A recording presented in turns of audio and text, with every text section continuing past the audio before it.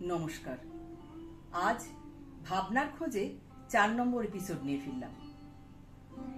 আজ একটা ভিন্নতর ভাবনার কথা বলি। জীবনের কোনো গল্পই শেষ হয় না, খোঁজ শুধু অব্যাহত থাকে। গল্পের নুন, মরিচ, স্বাদ সবই জীবন থেকে আহরণ করতে হয়। সেই চেষ্টাতেই সময় বয়ে যাচ্ছে। যে কোনো শিল্পের তলদেশে পৌঁছানো সহজ কথা নয়। সেই চেষ্টাই করে চলেছি ক্ষুদ্র শক্তি দিয়ে। জীবনকে সমুদ্র তরঙ্গের সঙ্গে অনেক ক্ষেত্রেই তুলনা করা হয়, তবে সমুদ্র তীরে দাঁড়িয়ে কখনোই মনে হয়নি জীবন সমুদ্রের মতো বিশাল এবং গভীর ব্যঞ্জনাময়। মহাজীবনের কথা বলছি না, আমার মতো আমজনতার জীবনের কথা বলছি।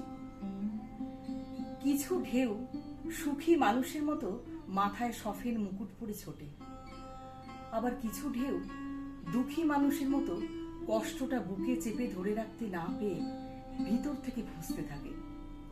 অবশেষে পাড়ের কাছে এসে আত্মসমর্পণ করে হারিয়ে যায়, মিলিয়ে যায়। জেগে থাকে চোরা টান আর পায়ের তলার বালি সরার অনুভূতি। পূর্ণ চাঁদের মায়ায় যে অনুপম দৃশ্য ধরা দেয়, তার মেয়াদ বড়ই ক্ষণস্থায়ী। বুঝে নেবার আগেই ফুরিয়ে যায়, জীবনের বিশেষ অনুভূতির মতো। মহৎ জীবনের সামনে মন আপনা থেকে নতজানু হয়। ঠিক তেমনি সমুদ্রের কাছে গিয়ে দাঁড়ালে কথা বন্ধ হয়ে যায়। নিজের অকিঞ্চিতকর জীবনের তুলনায় মাথা এমনিই নত হয়ে আসে।